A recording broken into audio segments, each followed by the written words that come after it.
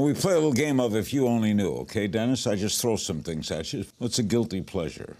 Sous vide eggs at Starbucks. The what? Sous vide. Sous vide? They put it in water and make these eggs, and I think they're really high in calories, but I eat them most mornings. Childhood celebrity crush.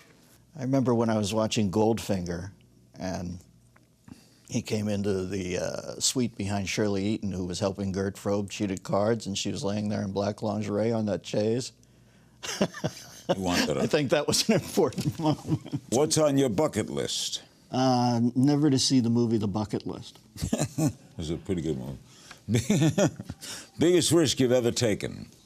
I remember I climbed to this place called the Tiger's Lair once in Bhutan, and it made me laugh about how litigious we are in the United States of America, because everything, there's 15 signs on it, and I was up near the lair, and the path got real narrow as you went up to the 13,000 feet or 12,000 feet to this monastery, and I said to the guy, I said, well, what do you mean there's no fence or anything? And he said, no. I said, well, what happens? He said, we had a woman fall and die last week. And I remember thinking, it's so funny how America is. You can't go to the top of a, anything without like 10 signs and litigation warnings. And that was kind of risky.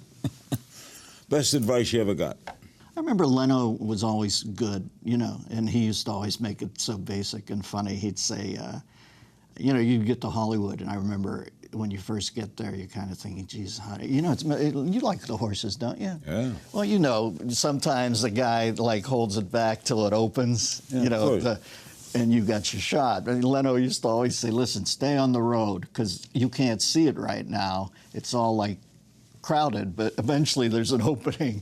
And then he said, shoot through, He said, just stay on the road, though. Don't be a moron. Leno never got credit. He's a great monologist. Oh, Jay. In a room. I mean, on television, it was a confined space. He stalks.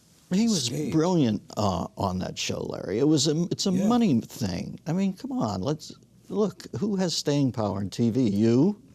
And, a few guys. There's always the mercurial genius like Jack Parr, but I'm talking about a guy who shows up and hits the ball for the job. But, Jay, you airdrop him into any venue and airdrop him into any social situation. Yeah. He's a flat-out, brilliant, hilarious, good cat. Great guy. Is there what's the strangest job you've ever had? I remember I used to, it feels like a Kafka job. I used to work in New York when I first went there to become a comedian. During the day, people would buy screws, nuts, and bolts at this place I worked at downtown. A hardware store? It wasn't even that. It was like a widget office. It reminded me of, like the movie The Trowel or something. And I'd have to, you ever see pharmacists working with those tools where they put pills into the mortar and pestle? I'd have to do that with widgets and put them in and seal it and mail it off to people. And I remember thinking, this is a good job because this is so surreal that when I go to do stand-up comedy later at night, it will seem normal by comparison. So that was my weirdest job. What was your big break? How did we get to know you? I guess that I had Lorne Michaels had I remember Franken and Davis were the producers that year, and they had a audition. Lorne was coming back to do SNL. They had an audition at the Comedy Store. I went. I got the next audition in New York. I went. And then I'd say my biggest break was this. I was in Baltimore doing a gig, and I saw USA Today, which was new at the time. And they had a picture of the new cast, and it was Denitra Vance, Terry Sweeney, John Lovitz, Nora Dunn. I can kind of remember the picture. I obviously wasn't in it, nor do you at that point get a heads up that you're not going to be in it. It's just showbiz. And I remember thinking, well, I did pretty well there. I bet you I came close. But, I wasn't, at that point, you're just so, keep your head down, keep punching. And then I got a call. I was doing Letterman one night, and I got a call that Lorne Michaels wants to see you at his office. I thought, this has got to be something. Lorne's not calling me in to hold my hand.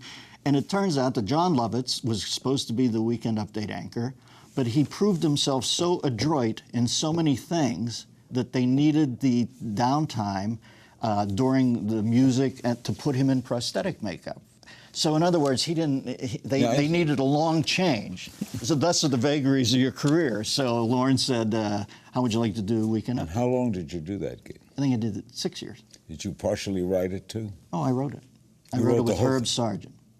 The first few weeks you're there, anybody can contribute things. And I never wrote people's when somebody would come up as a character, but eventually it became me and a guy named Herb Sargent. We used to write it.